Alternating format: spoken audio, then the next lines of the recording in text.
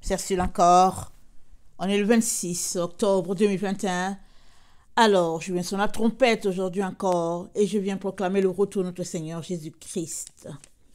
Soyez bénis. Amen. Soyez remplis de sa joie. Alors, quand l'homme du péché devient-il l'impie? On trouve cela dans 2 Thessaloniciens 2. Je vais lire 2 versions. Amen. Et on va regarder qu'est-ce que le Seigneur a pour nous dans ce texte-là pour aujourd'hui.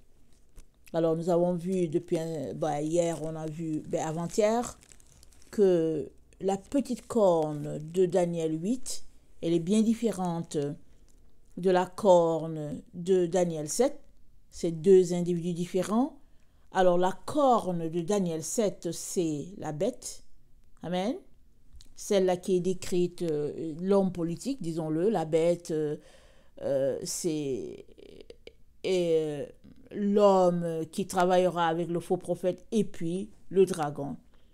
Et la petite corne de Daniel 8 représente le dragon. Amen. Celui-là qui sera habité par le serpent, le diable. Alors, bon, ça, le Seigneur m'a donné de voir ça récemment. J'avais apporté des enseignements il y a peut-être 1 an et demi. Et puis, je voyais juste une personne. Et récemment, le Seigneur m'a permis de voir que c'est plutôt 2 personnes. Et donc, je bénis le Seigneur pour cela. C'est toujours vraiment une grâce de pouvoir avoir la révélation d'un texte. C'est toujours une grâce. Et ce jour-là, quand j'étais en train d'enseigner, le Seigneur m'a donné un autre passage confirmant.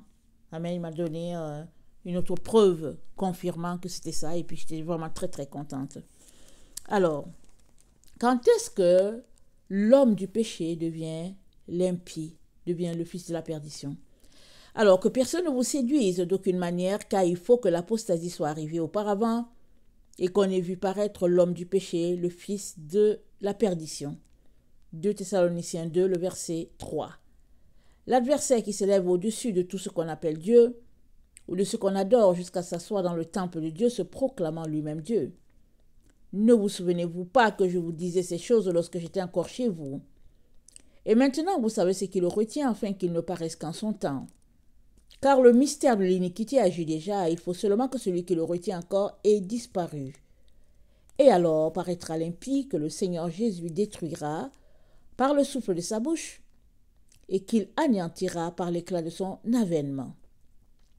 L'apparition de cet impie se fera par la puissance de Satan avec toutes sortes de miracles, de signes et de prodiges mensongers, et avec toutes les séductions de l'iniquité pour ceux qui périssent, parce qu'ils n'ont pas reçu l'amour de la vérité qui les aurait sauvés. Aussi, Dieu leur envoie une puissance d'égarement pour qu'ils croient aux mensonges, afin que tous ceux qui n'ont pas cru à la vérité, mais qui ont pris plaisir à l'injustice, soient condamnés. Amen. Alors, voilà ce que le Seigneur nous dit. Il nous dit, on rappelle ce passage, il y a un groupe qui disait à certains fidèles de la Thessalonique de ne plus se prendre la tête parce que Jésus était déjà venu. Et Paul leur dit, mais non, attendez, ne vous laissez pas séduire. Il dit, non, écoutez, voici les signes qui vont montrer que on est proche de ce moment-là où Jésus va venir prendre son épouse. Alors il dit, ne vous laissez séduire d'aucune manière. C'est-à-dire, ne laissez rien vous séduire. Ça, c'était au 1er siècle. C'est peut-être vers les années 63 ou bien 70, autour de là, 80. C'est Paul qui leur disait cela.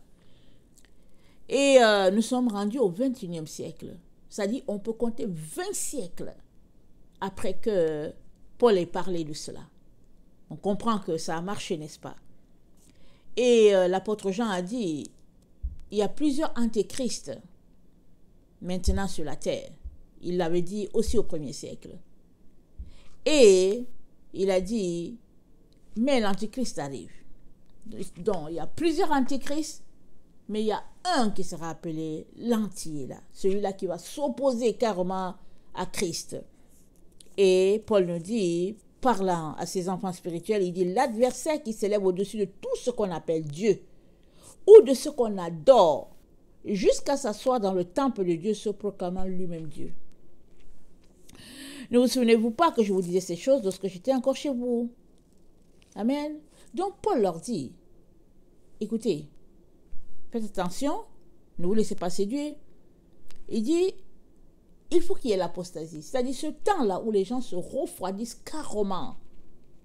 Amen. Ce temps-là, observez le temps.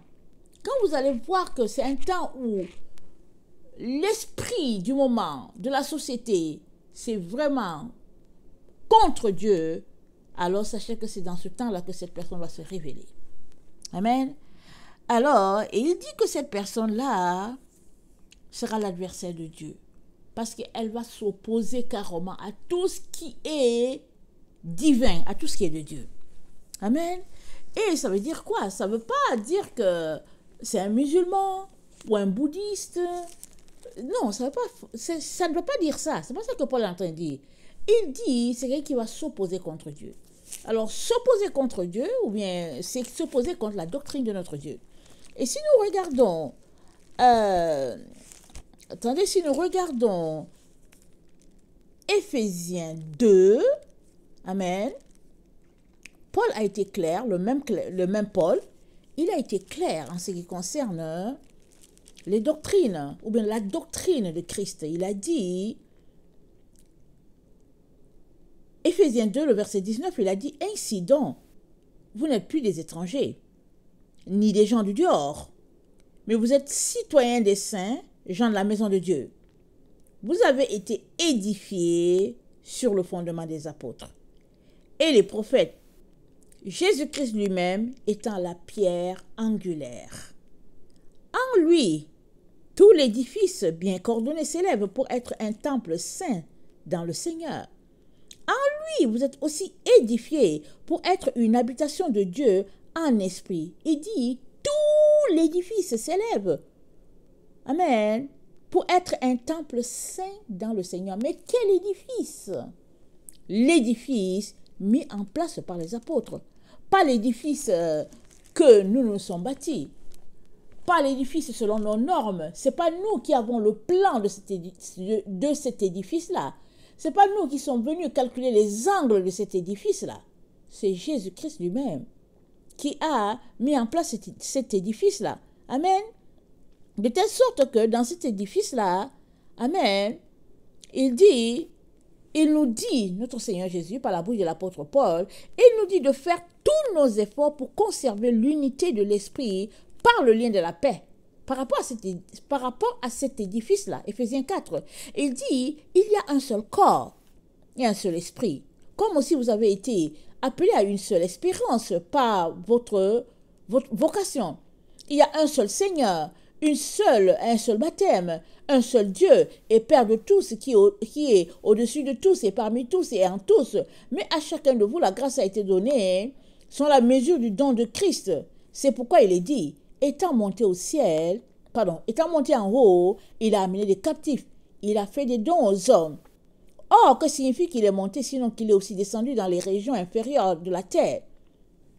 Et puis Paul dit, il parle, et puis il dit que Jésus-Christ a fait tout cela, verset 12, pour le perfectionnement des saints, en vue de l'œuvre du ministère et de l'édification du corps de Christ. Le corps de Christ, c'est où? C'est cet édifice-là que Jésus-Christ a mis en place depuis avant la fondation du monde. Jésus-Christ connaît cet édifice-là. C'est lui qui l'a mis en place.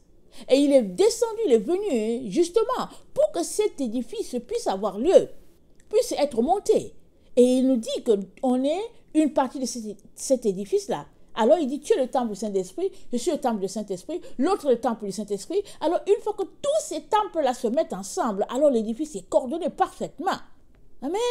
Alors il dit, verset 14, il dit, afin que nous soyons il dit, tout cela a été fait pour que nous ne soyons plus des enfants flottants, emportés par tout vent de doctrine. Écoutez, emportés par tout vent de doctrine, les fausses doctrines, par la tromperie des hommes, par leur ruse dans les moyens de séduction, mais professant la vérité dans la charité, nous croissions à tous égards en celui qui est le chef Christ.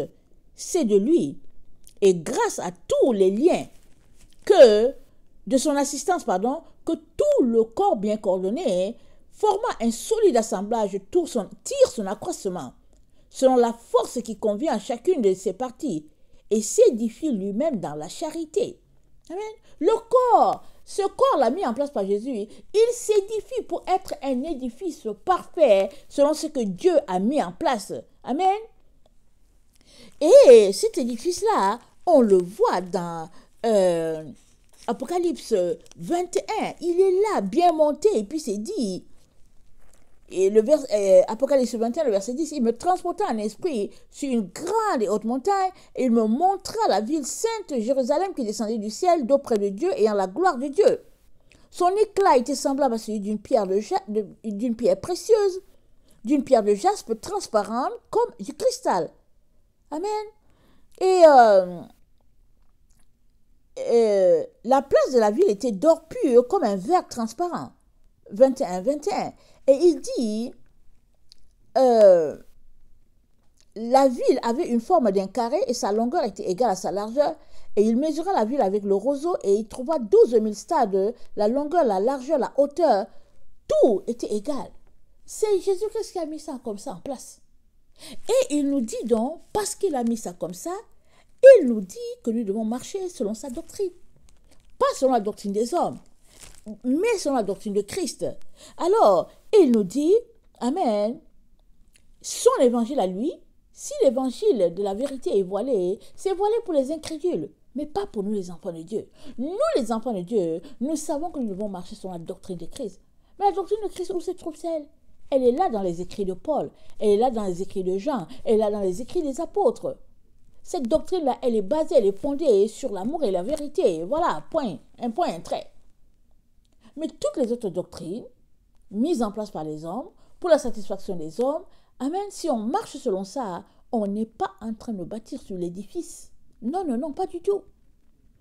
Et le Seigneur Jésus-Christ nous interpelle, nous dit, nous parle et nous dit que nous devons marcher loin de la séduction, loin de la corruption, loin de tout ce que le Père n'a pas mis en place afin de ne pas tomber dans le piège de l'ennemi. Amen. Alors il nous dit donc que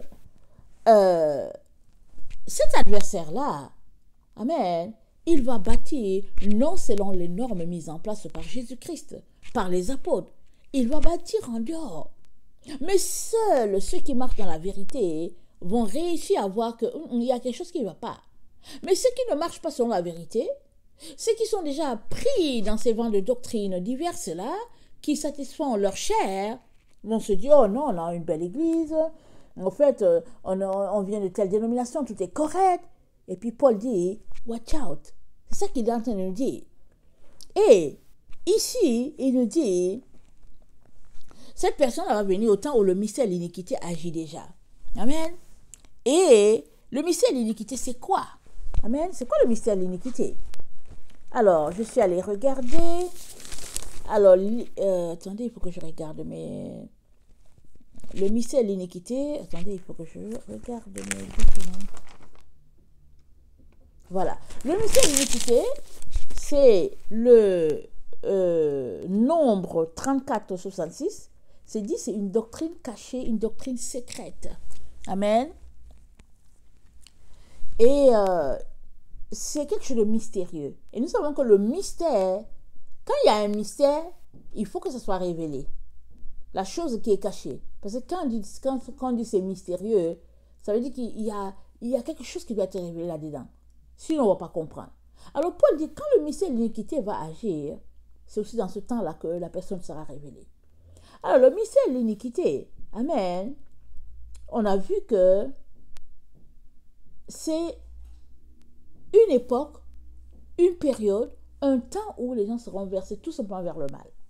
Vraiment, tout cœur, tout joie, dans les choses que Dieu n'aime pas. Amen. Et ils seront là-dedans. Et Paul dit dans ce temps-là, les choses vont se faire savoir. Il dit, verset 7, car le mystère de l'iniquité agit déjà, Il faut seulement que celui qui le retient encore ait disparu. Et nous avons déjà, bon, il y a des gens qui disent que bon, quand le Saint-Esprit aura disparu, et puis bon, etc., etc. Et il y a une vidéo que j'ai faite où le Seigneur m'a donné de voir que quand le messager de la fin, ou les messagers, les deux témoins de la fin ne seront plus là, alors cet impie-là va se manifester. Cet homme-là qui devient impie, il sera manifesté, il sera vu aux yeux de tous. Pourquoi? Parce que c'est dit,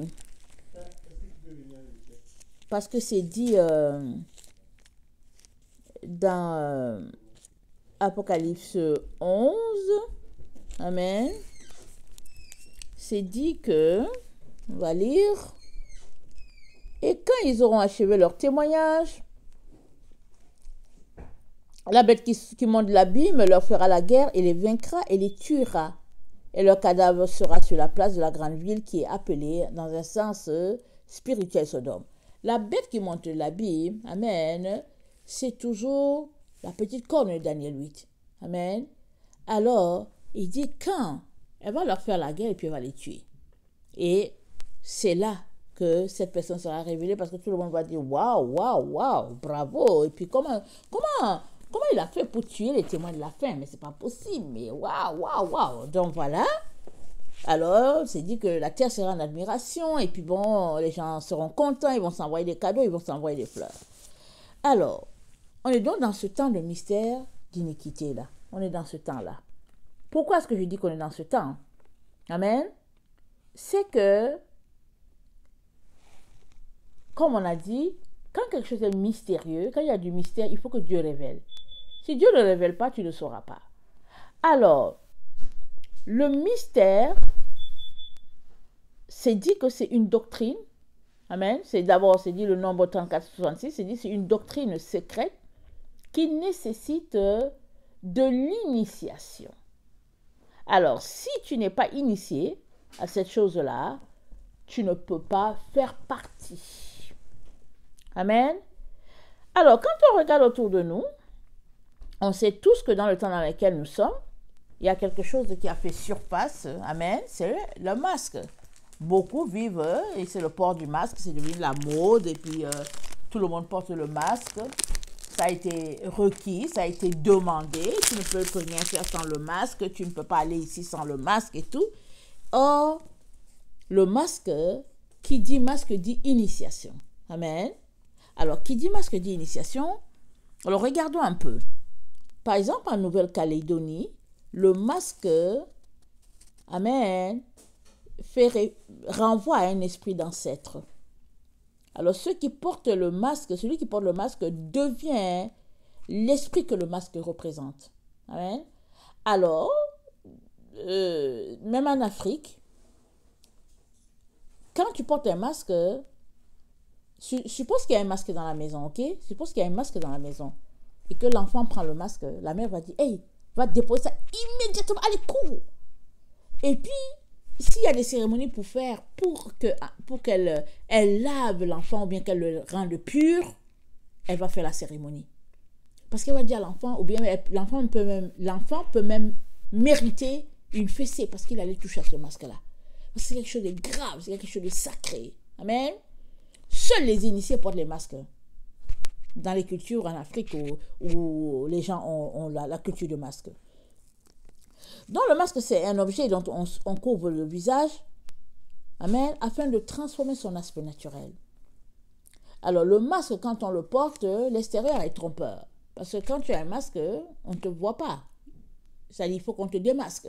Une fois que tu as le masque, il faut qu'on sache qui est en arrière de cela. Amen. Ça sert à cacher le visage. Ça sert à présenter une autre face. Amen. C'est ça le masque. Alors, l'origine du masque, amen, ça vient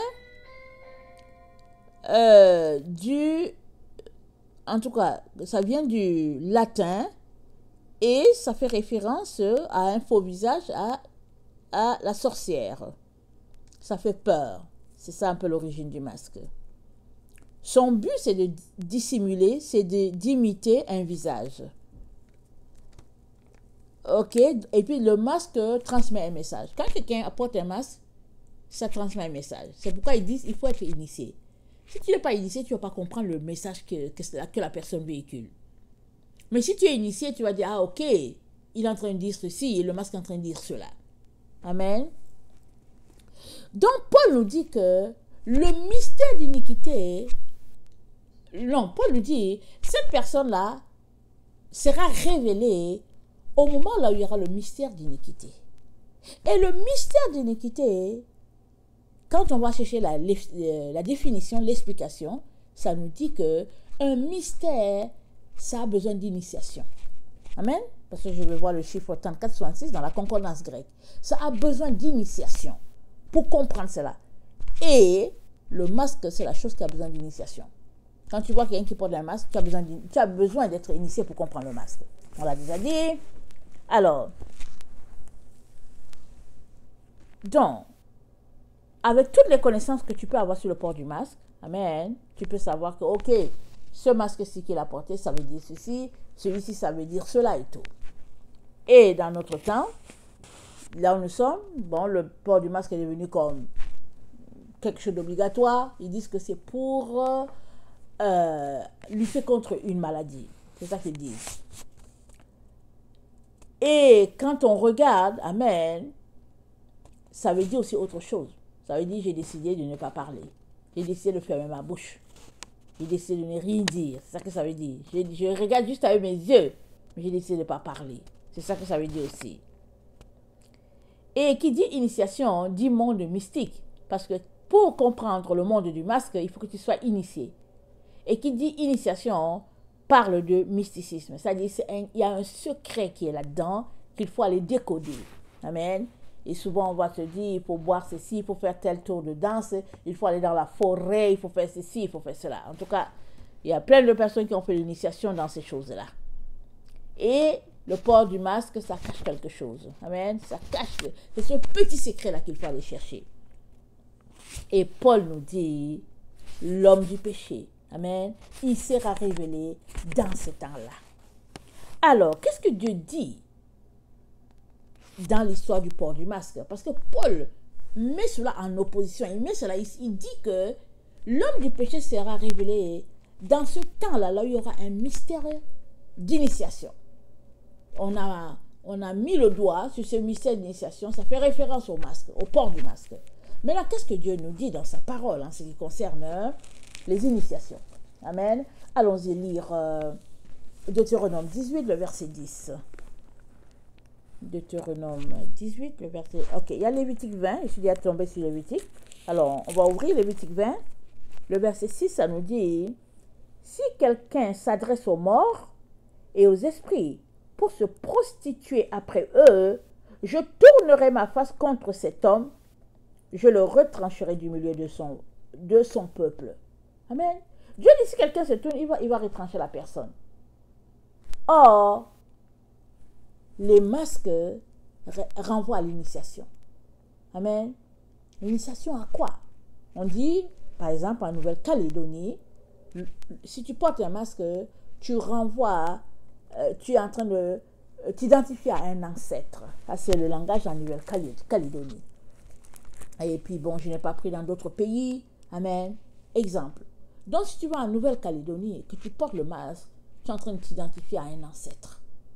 Et Dieu dit, ceux qui invoquent les morts, si quelqu'un s'adresse aux morts, aux esprits, pour se prostituer avec eux, je tournerai ma face contre cet homme, je le retrancherai du milieu de son peuple. Regardons dans Deutéronome 18, le verset 10. Deutéronome 18.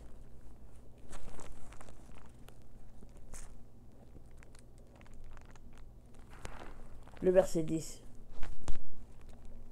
Qu'on ne trouve chez toi personne qui fasse passer son fils ou sa fille par le feu, personne qui exerce le métier de devin, d'astrologue, d'augure, de magicien, d'enchanteur, personne qui consulte ceux qui évoquent les esprits ou disent la bonne aventure, personne qui interroge les morts. Car quiconque fait ces choses est en abomination à l'Éternel, et c'est à cause de ces abominations que l'Éternel, ton Dieu, va chasser ces nations devant toi. Tu seras entièrement à l'Éternel, ton Dieu, car ces nations que tu chasseras écoutent les astrologues et les devins, mais à toi, l'Éternel, ton Dieu, ne le permet pas. Alors l'Éternel ne permet pas à ses enfants d'avoir des relations avec les magiciens, les esprits méchants, et tout ce qui évoque les esprits, ceux qui font passer leurs enfants par le feu, etc., etc. Dieu est assez clair. Donc Paul, quand il parle là, il a tous ces commandements dans son esprit. Et il dit que cet homme-là, il paraîtra dans les moments où il y aura quelque chose de mystérieux qui sera là dans la société, dans le monde, du temps dans lequel on va vivre. C'est ça que Paul dit. Et la chose mystérieuse qui est là, on le sait, qui est devenue vraiment la mode, qui est devenue, en tout cas, je ne sais pas comment le dire, commun, c'est le port du masque. Et puis bon, souvent tu es là, tu te dis, ok, on est en Occident, et puis bon, on les regarde. Mais quand on t'envoie une image des gens en Afrique, ils ont aussi le masque, et tu t'arrêtes, tu te dis, mais qu'est-ce qui se passe? Parce qu'il y a une telle chaleur. Tu t'arrêtes, tu te dis, qu'est-ce qu'il y a? Ce que tu dois comprendre, c'est que c'est devenu une façon de faire, une façon de se comporter, une façon de vivre. Et Paul dit, quand la vie, ce sera cette façon de faire-là, l'homme, amen, du péché sera révélé en ce moment-là. C'est ça qu'il est en train de dire. Alors, il ne nous donne pas une date, il nous situe seulement. Amen. Et il nous situe, et il nous fait aussi comprendre que, à un moment donné, il nous parle d'impie. C'est-à-dire, il y a une progression. Pendant que tu lis 2 Thessaloniciens, tu vois qu'il y a une progression. Tu finis par comprendre que on passe du fils du péché, ou bien de l'homme du péché, à le fils perdu. Ou bien, comment on appelle ça? Le fils de perdition. Alors, il dit, le verset 7, de Thessaloniciens 2, verset 7, « Car le mystère de l'iniquité agit déjà, il faut seulement que celui qui le retient encore ait disparu, et alors paraîtra l'impie que le Seigneur Jésus détruira par le souffle de sa bouche, qu'il anéantira par l'éclat de son avènement. L'apparition de cet impie se fera par la puissance de Satan, avec toutes sortes de miracles, de signes et de prodiges mensongers, et avec toutes les séductions d'iniquité, avec toutes les séductions de l'iniquité, pour ceux qui périssent, parce qu'ils n'ont pas reçu l'amour de la vérité qui les aurait sauvés. Aussi Dieu leur envoie une puissance d'égarement pour qu'ils croient au mensonge, afin que ceux qui n'ont pas cru à la vérité, mais qui ont pris plaisir à l'injustice, soient condamnés. On va lire une autre version. 2 Thessaloniciens 2, le verset, je vais lire de 9 à 12. Ça dit ceci. Attendez, ma référence, ok, 9 à 12. Quand le mauvais viendra, ici on l'appelle le mauvais, on l'appelle pas, de l'autre côté on dit l'impie, ici on l'appelle le mauvais.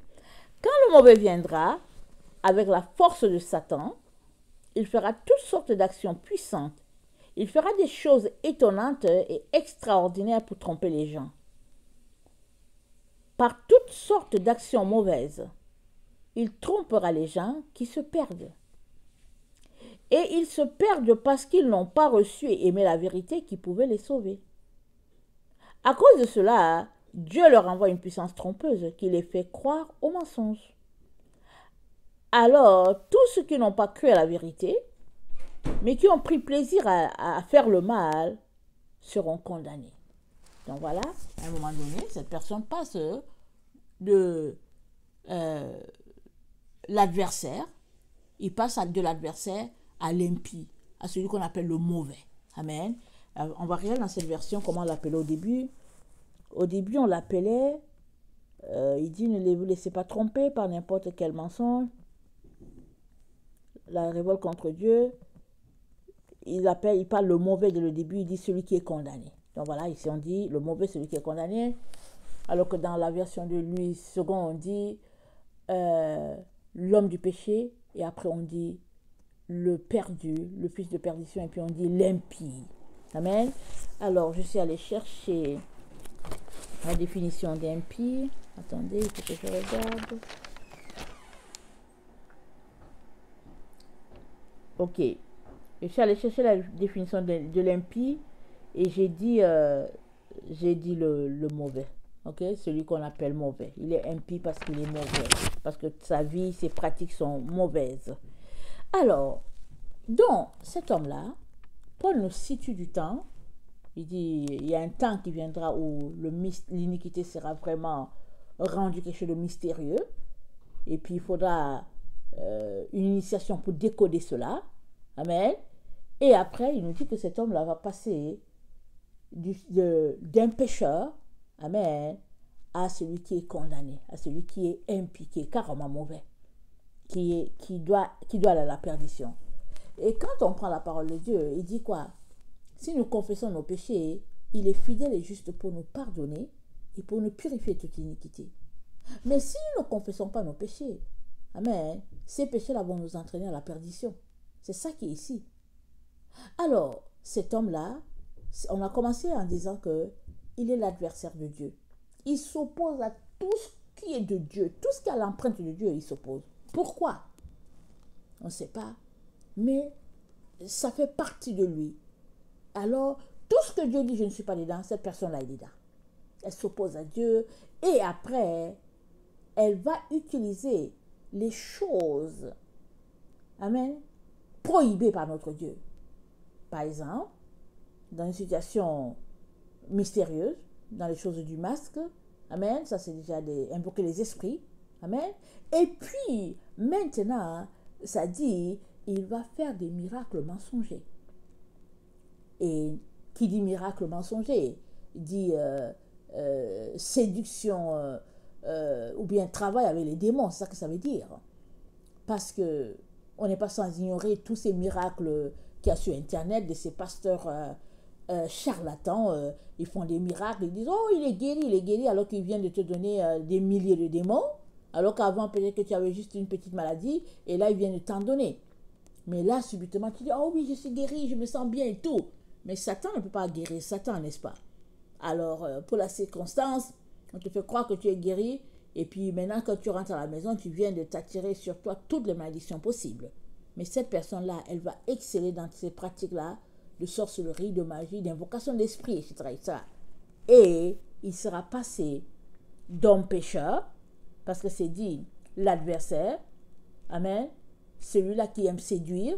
Alors, il sera passé d'homme pécheur à homme impie.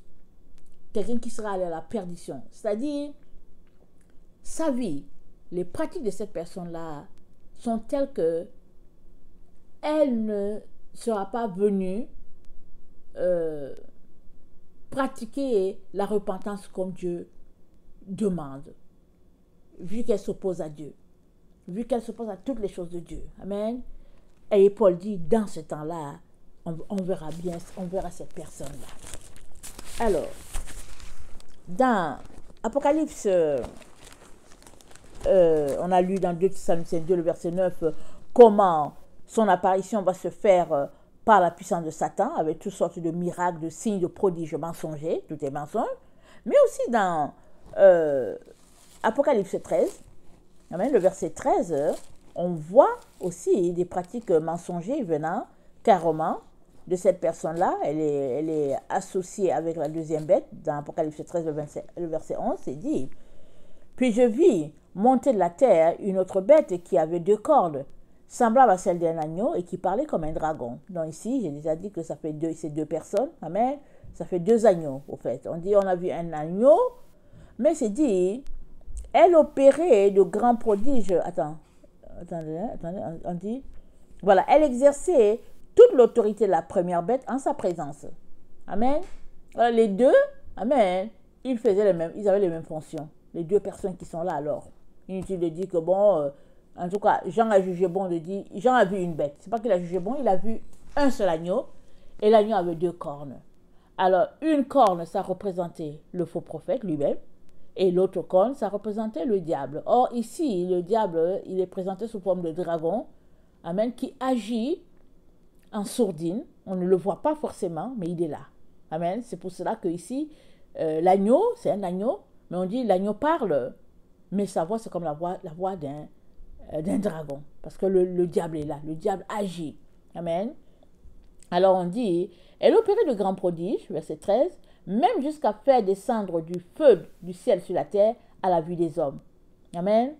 Et elle séduisait les habitants de la terre par les prodiges qui lui étaient donnés d'opérer en présence de la bête, disant aux habitants de la terre de faire une image à la bête qui avait la blessure de l'épée et qui vivait.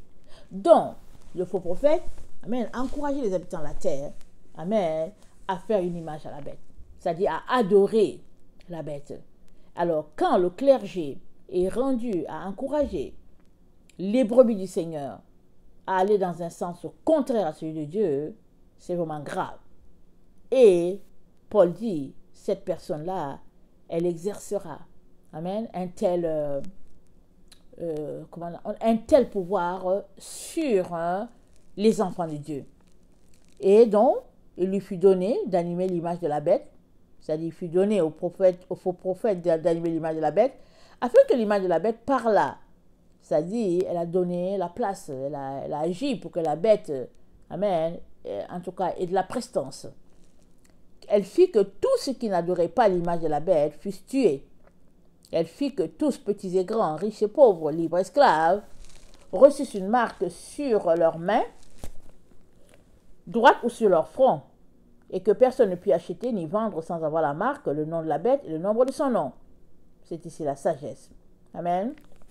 Alors, Dieu nous présente cette situation-là qui va prévaloir sur la terre. Amen. Et tout cela à cause d'une situation que Dieu a défendue dès le départ. Il a dit de ne pas invoquer les esprits, de ne pas être en communion avec les morts, de ne pas se vautrer dans ces choses-là que le monde aime, amen, de ne pas aller dans le sens du monde. Mais les enfants de Dieu sont allés dans ce sens. Et finalement, de ces enfants de Dieu sortiront 2, amen, qui pratiqueront tellement la séduction, amen, que finalement Dieu lui-même va faire que voilà, qu'ils puissent porter le flambeau de qui ils sont en réalité. Rappelons-nous, le Seigneur Jésus a dit, il n'y a rien de caché qui ne sera découvert. Tout sera découvert. Il n'y a rien qu'on peut cacher. Et si on agit en arrière, loin des oreilles, entre 4 murs, Dieu dit, ça va se manifester. Alors, je viens vraiment nous encourager à tout faire, amen, pour ne pas mener une double vie. Mais il est important qu'on puisse être des personnes transparentes. Il est important qu'on puisse juger nous-mêmes afin qu'on ne puisse pas être jugé, comme dit la parole de Dieu. On vit dans un monde où les gens veulent être parfaits. Amen, ils veulent être parfaits. Et puis, ils veulent faire croire que c'est l'autre qui a un problème, eux, ils n'en ont pas. On vit dans un tel monde. Et le Seigneur Jésus-Christ nous dit de ne pas embarquer dans cela. Mais de nous examiner nous-mêmes et d'aller confesser nos péchés. Afin que, amen, un temps de grâce nous soit accordé. Et alors, on comprend que celui-là qui est appelé le fils du péché, amen, qui est appelé l'homme du péché, sa vie sera une vie pas basée sur la doctrine de Christ, une vie en dehors des doctrines de notre Seigneur, une vie loin de la repentance, de telle sorte qu'il passera du stade de l'homme du péché à l'impie, au fils de perdition, à la personne qui va aller se perdre carrément, alors que le salut est accordé à tous, alors que Dieu a amour, il est bonté. Mais il y a quelqu'un qui aura, si je peux le dire ainsi, rejeté l'amour de Dieu en ce sens que c'est dit de lui, l'adversaire, c'est un adversaire de Dieu. C'est un adversaire qui s'élève contre tout ce qui est saint, contre tout ce qui est pur, la personne est contre. C'est tout. Alors maintenant, on saura plus tard, peut-être un jour, qu'est-ce qui s'est passé. Mais pour le moment, il est important que tu saches que on est dans ce temps-là où les choses vont se manifester. Ce n'est pas parce que tu ne vois pas l'homme du péché, amen, que ce n'est pas le temps. Parce que, suppose qu'il est à Jakarta, comment sauras-tu? Tu ne sauras pas. Tu sauras seulement quand l'église sera mise à l'abri et que les gens vont courir pour se cacher. C'est là que tu sauras, on va dire, ah, il y a la personne qu'on appelle Antichrist, là, voilà ce qu'elle fait, et puis, etc., etc. Et il est donc très important que tu puisses t'examiner, ou bien examiner ta marche de sainteté, et venir devant Dieu et demander pardon. Demander la grâce de ne pas tomber sous les mains de ce monsieur-là. Amen. Parce que ce monsieur-là, quand on lit de lui, c'est un frustré. Amen. Alors, tu risques de payer gros. Tu risques de payer lourd. Le fait que maintenant, si tu entends sa voix, n'endurcis pas ton cœur. Maintenant, aujourd'hui, si vous entendez sa voix, n'endurcissez pas vos cœurs, dit la parole de Dieu. Pas demain, mais aujourd'hui. Amen. Que le Seigneur bénisse sa parole et qu'il nous donne à tous vraiment de nous humilier, de venir devant Dieu avec crainte et tremblement. Amen. Plaider notre cas, plaider pour nos enfants, plaider pour nos parents, plaider pour toutes les personnes qu'on connaît. Venons seulement plaidons. Plaidons, Seigneur. Le Seigneur dit, venez, plaidons. Venez et plaidons devant Dieu. Amen. Et Dieu est compatissant, il est gracieux pour nous pardonner et pour nous donner de repartir à nouveau. Soyez bénis, je vous aime beaucoup et Dieu davantage. Maranatha, Jésus revient. Amen et amen. Soyez bénis. Alléluia.